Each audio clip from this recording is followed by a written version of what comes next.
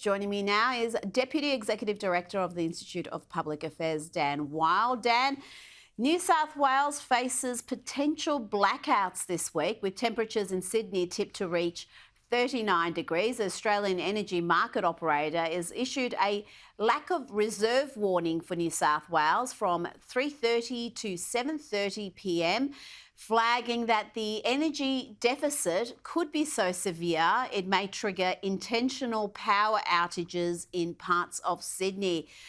Dan, we've got the Minns government telling people to run their air conditioners at warmer temperatures, to use less power.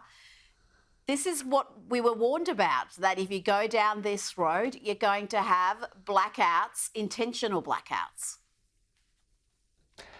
Unbelievable. For this to be happening in the year 2024 in Australia is a result of policy decisions. All of this is avoidable. You've been talking about this, we've been talking about this ever since Scott Morrison signed Australia up to net zero without any debate, without any discussion, without any analysis. We were warning that we will have blackouts in Australia. When you radically and rapidly decommission baseload power from coal and you put renewables into the system, a weather-dependent energy system, you are going to have blackouts and you are going to have astronomical price rises, which is what we are seeing.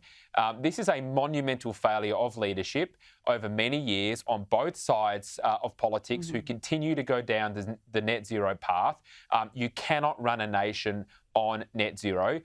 Humans have spent hundreds and hundreds of years getting out of an energy system that relies on Mother Nature to one that is more reliable, and now we're going backwards. This is a wake-up call to all leaders to urgently stop the path that we're on.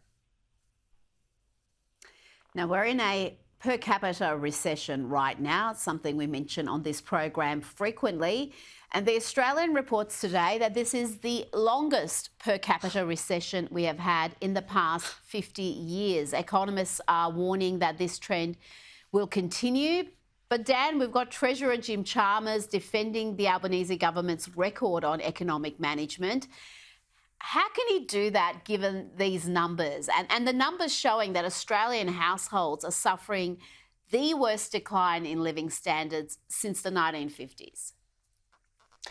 Well, it's good to see the Canberra bubble has finally caught up to this. I mean, we've been talking about this for months on end, that we're in a per capita recession, and it's the longest since Whitlam. I mean, the IPA has pointed that out 6 months ago, that this is what's happening. So finally, the mainstream media and the establishment and their favourite economists have finally caught up to the reality, which is that mass migration makes Australians poorer. That's what's happening. The only growth strategy of this government is population growth, not productivity growth.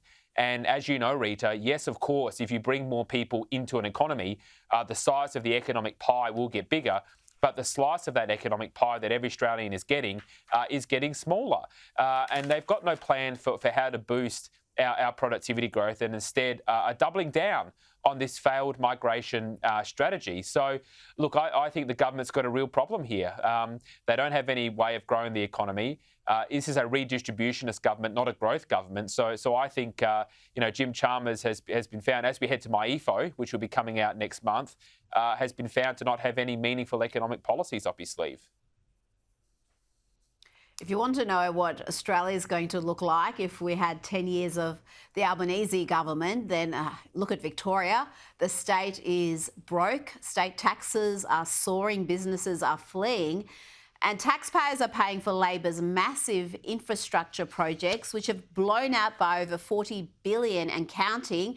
Just have a look at these three projects. There's plenty of others I could quote, but Melbourne Metro, it's jumped up the blowout there by $4.7 billion. We've got the North East Link. The blowout there is $10.3 billion. And the Westgate Tunnel is $3.9 billion. Dan, you look at how these projects are travelling and you can understand why the state is in the financial peril it's in. Well, that's exactly right. Victoria has been driven into the ground by a decade of bad policy decisions, and, they can't just blame it on COVID. This happened before COVID, it's been happening after COVID. And the reality is that every single rock that you look under, there's more debt. They keep discovering more debt every single day. I don't know whether anybody in the Victorian government actually knows the true state of Victoria's underlying fiscal position. It is now becoming increasingly apparent that the rest of Australia is going to have to bail out Victoria. Unlike in the Kennett era, when there were similar issues in the early 1990s when Victoria was in a deep recession and Kennett largely restructured the economy, sold off the assets to pay down the debt, well, there's almost no assets left to sell off. So there's real problems. And now this government in Victoria is simply increasing taxes. It's the highest taxing government in the nation, the highest debt government in the nation, the highest spending government in the nation. And this is a warning to everyone else in Australia. Do not go down the path of Victoria. Otherwise, you will see significant economic calamity, businesses leaving, people leaving. It's going to take at least a decade to restructure and fix the mess that Victorians have now been left with.